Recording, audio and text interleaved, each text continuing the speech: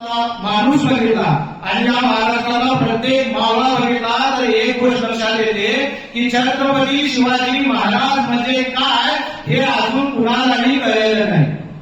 छत्रपती शिवाजी महाराज म्हणजे विश्वबंधुत्व निर्माण करणारा राजा, लोककल्याण हेच अंतिम ध्येय असणारा कृतिशील राजा, समता न्याय बंधुत्व स्वातंत्र्य आणि संरक्षण या मानवतावादी लोककल्याणकारी तत्वाचा निर्माता राजा.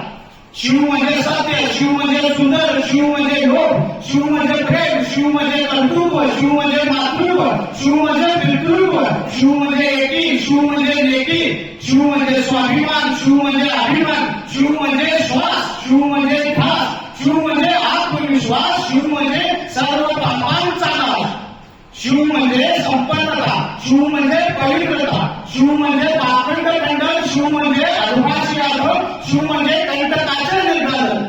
आणि हे शिवराय आपल्याला समजले का?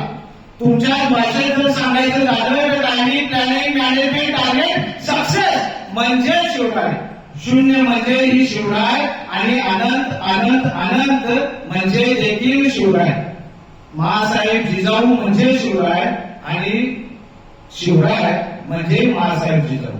आणि आज प्रश्न असा आहे की हे शिवराय आपल्याला समजले आहे का? धन्यवाद.